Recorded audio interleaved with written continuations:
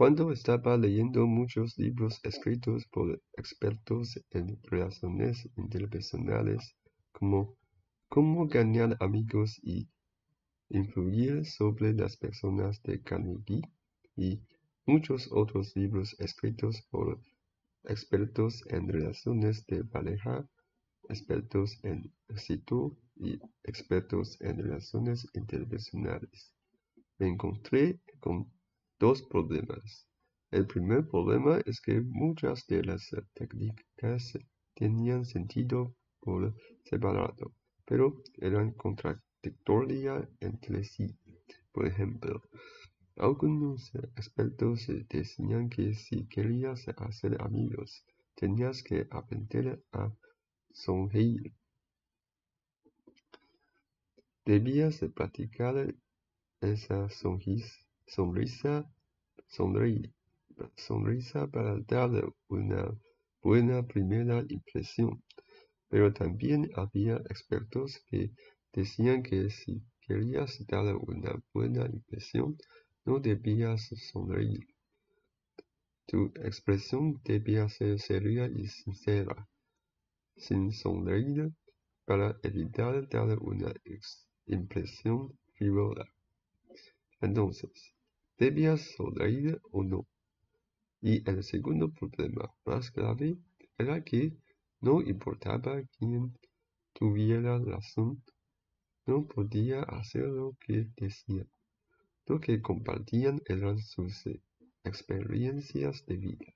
Desde su perspectiva, si hacías esto o aquello, podrías hacer muchos amigos. Pero ellos podían lograrlo, mientras que yo no.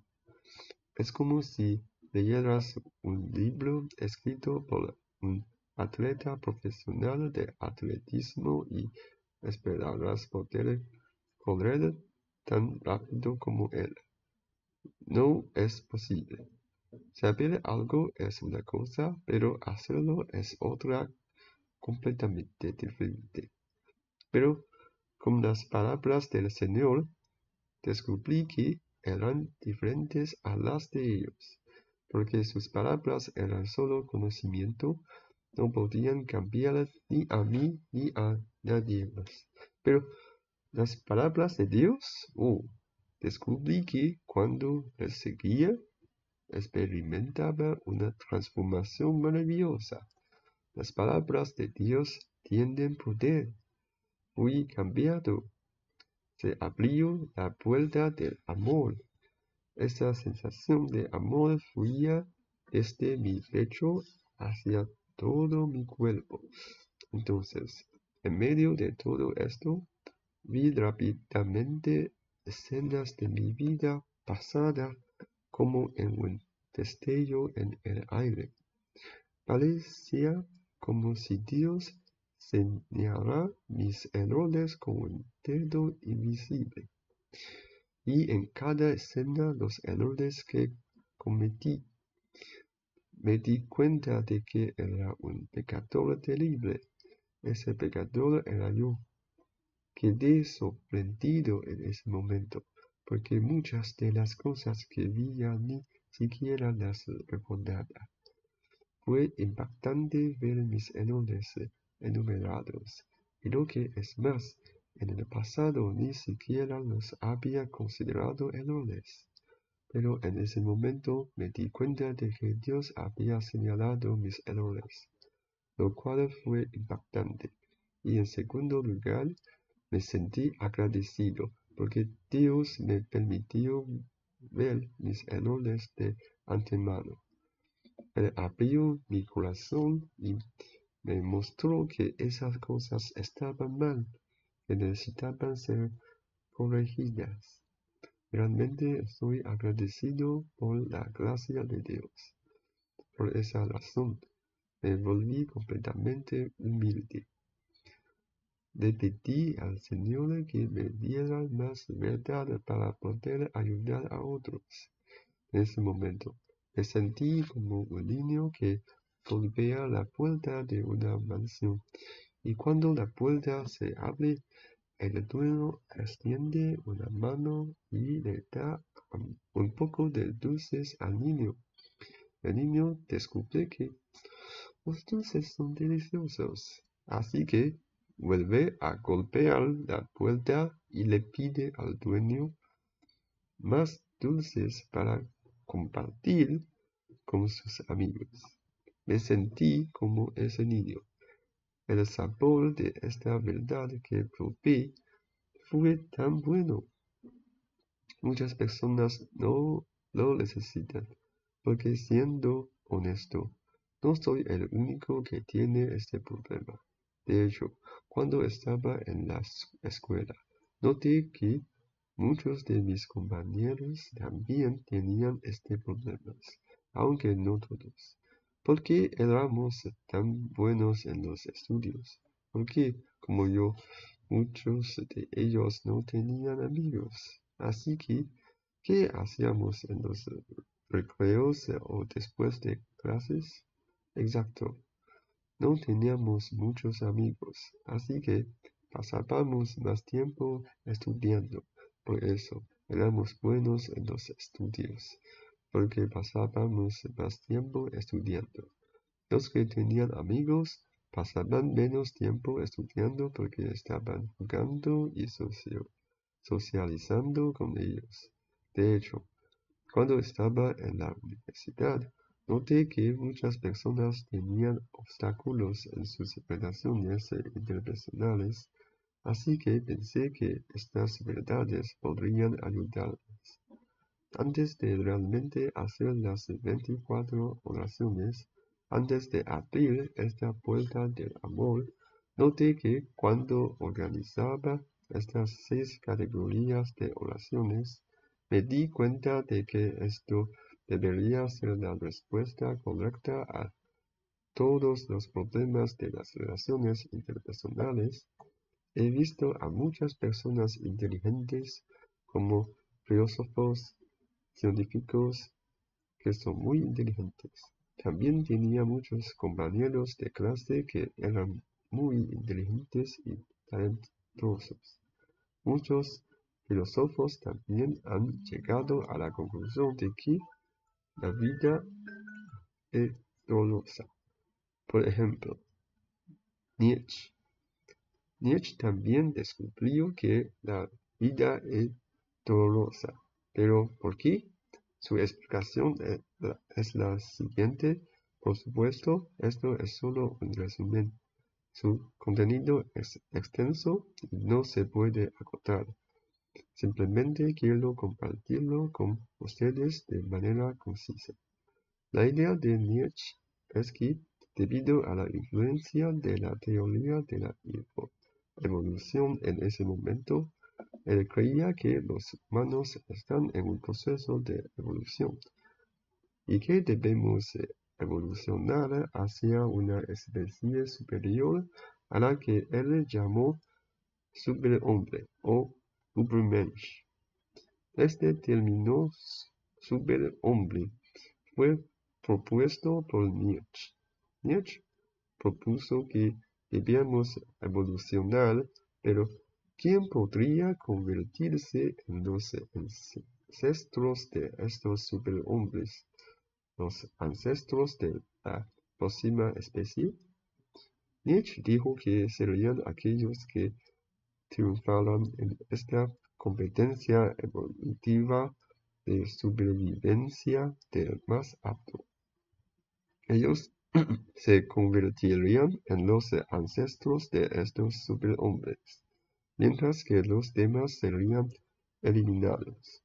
Solo unos pocos triunfarían, ¿verdad? Debido a la teoría de la evolución en ese momento, se pensaba que esta teoría era correcta. Siguiendo esta lógica, parece ser así que la humanidad seguiría evolucionando hacia adelante. Pero desde aquí se puede ver el error de esta teoría de la evolución. Nietzsche decía que debíamos evolucionar hacia la siguiente especie. Entonces, ¿qué debería hacer el ser humano? Debería buscar la superación. Es como un atleta que busca un mejor rendimiento. Debe establecer un plan de entrenamiento muy estricto. ¿Cuántos ejercicios hacer? ¿Cuánto comer? Todo está controlado. No puede simplemente comer lo que quiera, como bocadillos. Tampoco puede decir, hoy estoy demasiado perezoso para hacer ejercicio, así que no lo haré. No, debe seguir el plan al pie de la letra. Todo está estrictamente controlado. Es preciso hasta el último minuto. Nietzsche decía que la vida debería ser así, siempre buscando superarse a uno mismo. Si hoy puedo correr los 100 metros en 12 segundos, mañana debo superarme y correrlos en 11.5 segundos, superando cada día al yo de ayer. Esto suena muy correcto. Nietzsche también vivió según este pensamiento. Nietzsche creía que era lo correcto y así lo practicaba. Pero, ¿qué pasó con Nietzsche después? De hecho, la realidad es que al vivir de esta manera, Nietzsche terminó en un hospital psiquiátrico. Nietzsche enloqueció. ¿Por qué? Porque este proceso era muy doloroso. La idea de superarse a uno mismo cada día era muy dolorosa, especialmente para nosotros, los humanos, que envejecemos. Tu memoria, tu fuerza física disminuye. Llega un punto en el que te das cuenta de que es cada vez más difícil superarte. Comparado contigo mismo de antes, te vuelves peor porque tu fuerza física, tu memoria, todo está disminuyendo. Y eso es muy doloroso. Cuanto mayor es la brecha, más dolor sientes. Trabajas más duro para tratar de compensar esa brecha, pero simplemente no puedes. Incluso para un atleta, aunque sea un campeón, llega un punto en el que ya no puede mantenerse en la cima. Empieza a deteriorarse y eventualmente es superado por nuevos atletas jóvenes, surgiendo así un nuevo campeón. Nietzsche decía que la vida era sufrimiento. Él decía que si estás sufriendo, estás en el camino correcto, porque al seguir un programa de entrenamiento tan riguroso y querer superarte a ti mismo, exiges superarte, y ese proceso es doloroso. Entonces, Nietzsche decía que cuanto más sufrías, significaba que estabas en el camino correcto. Si no estabas sufriendo, si todo era fácil como para la gente común, entonces simplemente estabas pasando el tiempo. Trabajas todos los días, terminas el trabajo y luego comienzas a divertirte. La gente común no tiene ninguna aspiración en la vida, por lo que, por supuesto, no sufren. Pero Nietzsche decía que esas personas ya estaban eliminadas del proceso evolutivo. No podían convertirse en los ancestros de los superhombres. Así que él decía que si no sientes dolor, estás en el camino equivocado. Si sientes dolor, significa que estás en el camino correcto. El destino final de Nietzsche fue que, al seguir su propia doctrina, terminó en un hospital psiquiátrico. Entonces, podemos ver que el supuesto de Nietzsche es que la teoría de la evolución es problemática, que la teoría de la evolución es incorrecta. Si la teoría de la evolución es correcta, entonces lo que dijo Nietzsche estaría correcto. Si aún estamos en el proceso de evolución, entonces debemos encontrar la manera de convertirnos en los ancestros de la próxima especie de superhombres en la evolución humana. Eso significaría renovarse constantemente, esforzarse todos los días por superarse. La consecuencia de esto sería que habría mucha presión y mucho sufrimiento.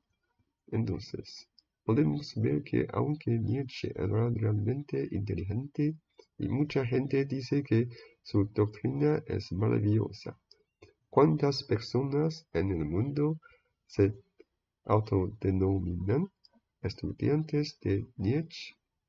Casi ninguna. Probablemente solo algunos profesores y estudiantes de filosofía, y ni siquiera ellos realmente practican el pensamiento de Nietzsche. ¿Por qué? Porque si realmente pusieran en práctica la filosofía de Nietzsche, creyendo que tiene razón, y la llevaran a la práctica, es muy probable que estas personas terminen volviéndose locas y siendo internadas en un hospital psiquiátrico, al igual que Nietzsche. Entonces, sabemos que la teoría de la evolución tiene problemas. En ese momento, me di cuenta de que, aparte de Nietzsche, también estaba Schopenhauer, quien decía que la vida es una tragedia. Y muchas personas han llegado a esa conclusión, incluido el budismo, que dice que la vida es sufrimiento. Pero ninguno de ellos pudo resolver este problema. Y los obstáculos en las relaciones interpersonales son un factor importante que nos causa dolor a todos. Pero aquí vemos que Jesucristo proporcionó una respuesta positiva. Muchas personas reconocen que la vida es dolorosa, pero no pueden resolver este problema. Son muy inteligentes y sabios, pero tampoco tienen respuestas. La noche del 23 de marzo, sentí como si hubiera visto muchas personas inteligentes, cada uno como una montaña alta, todas muy altas. Pero Jesucristo desde aquí da respuesta para resolver todos los problemas de relaciones interpersonales. Estas 6 formas de oración, o tal vez 7, me di cuenta de que la sabiduría de Jesucristo parecía más alta que todas ellas, como una montaña muy alta, más alta que todas las demás y sin fin a la vista. Ellos están aquí, pero Jesucristo está mucho más alto que ellos y sin fin a la vista. Me quedé realmente impactado. ¡Wow! Esta no es la sabiduría humana. Los humanos no tienen esta sabiduría. Ni siquiera he encontrado a nadie en la historia antigua o moderna, en ningún lugar del mundo, con esta sabiduría. En ese momento me rendí. Sentí que Jesucristo realmente podría ser nuestro maestro.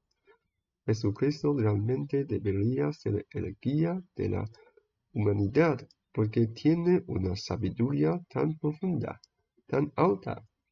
Entonces, en ese momento, mi corazón fue abierto y me sentí muy impactado porque esta experiencia era algo que no podía explicar con las experiencias científicas que había aprendido anteriormente. Nunca había experimentado algo así, En un periodo tan corto de tiempo, mi personalidad fue transformada. Me volví completamente humilde y decidí que volvería a leer la Biblia correctamente. Si encontraba que lo que la Biblia decía estaba en conflicto con mis conceptos científicos existentes o con mi sentido común, entonces decidiría que estaba equivocado y que la Biblia estaba en lo correcto. Quería leer el libro de nuevo con esa mentalidad. Mientras leía, oraba en silencio al Señor, pidiéndole más verdad para poder ayudar a otros. Esa noche, debido a que el anciano me había acompañado la semana anterior a leer Génesis, como persona de ciencias, también quería entender cómo se originó el universo, cómo se creó el mundo y cuál es el origen de todo. También leí el Evangelio de Juan. ¿Por qué? Porque después de leer Génesis, sentí que lo entendía. Me di cuenta de que mientras leía, cuando llegaba a Génesis, surgían versículos de la Biblia en mi mente. En cuando pasaba al Nuevo Testamento, descubría que los versículos ahí eran la clave para entender esos pasajes de Génesis. Estaban enlazados de alguna manera. En ese momento me sorprendió mucho lo fluido que resultaba leer la Biblia. Casi parecía que estaba saturada de verdad en todas partes. Recuerdo que sentía como si alguien muy cercano estuviera hablándome, aunque no sabía quién era. No mencionó su identidad, pero sentí una gran cercanía con él, como si fuera un viejo amigo. Más tarde descubrí que era Jesucristo. Cuando me di cuenta de que podía entender la Biblia, decidí leer el Evangelio de Juan nuevamente. ¿Por qué? Bueno, como mencioné en un video anterior, un anciano había traído a algunos hermanos de la universidad para que me acompañaran a leer el primer capítulo del Evangelio de Juan esa noche. Me di cuenta de que no entendía mucho y comencé a hacer preguntas, pero incluso el hermano universitario tenía dificultades para entenderlo. Pensé, bueno, si puedo entender la Biblia ahora, entonces puedo leer el Evangelio de Juan y compartirlo con el hermano para discutirlo. Después de terminar el Evangelio de Juan, me di cuenta de que realmente entendía la Biblia. Entonces decidí que quería saber cómo terminar el mundo. ¿Qué sucederá después? Así que fui directamente al último libro de la Biblia, el Apocalipsis. Esa noche, mientras leía el Apocalipsis, vi muchas visiones extrañas. Por supuesto, esto también fue la guía de Dios. Realmente vi muchas imágenes extraordinarias y recibí revelaciones divinas que me hicieron comprender lo que sucederá al final. Creo que esto es lo que Dios quería porque lo que Él planea hacer está a punto de cumplirse. Así que decidió revelarme estas cosas en ese momento. En ese momento sentí que a lo largo de mi vida, incluso antes de conocer a Dios, Él había estado guiándome. Aunque no lo conocía, Él ya estaba guiándome en cada paso de mi vida para prepararme para ese momento de encuentro con Él y transmitirme esos mensajes. Me di cuenta de que Dios ha estado guiándonos continuamente en cada etapa de nuestras vidas. Sí, eso es lo que sucedió la noche del 23 de marzo de 2018. Gracias a todos por mirar. Padre amado, te damos gracias por tu inmenso favor, porque nos has elegido para venir aquí y transmitir tu palabra. Señor, te agradecemos por otorgarnos la gracia que no merecemos, por darnos revelaciones que no merecemos y aún así compartirlas con nosotros para que podamos comprenderlas. Estas verdades pueden ayudar a muchas personas, muchos hermanos y hermanas. Permítenos entender claramente la Biblia, tus palabras y tus planes. Ayúdanos, Señor, a explicar estas cosas claramente para que todos puedan entenderlas fácilmente, aceptarlas y reflexionar sobre ellas, y acudir a ti en búsqueda de más. Te damos gracias porque no hemos hecho nada. Todo es por tu gran misericordia. En el nombre de Jesucristo. Amén.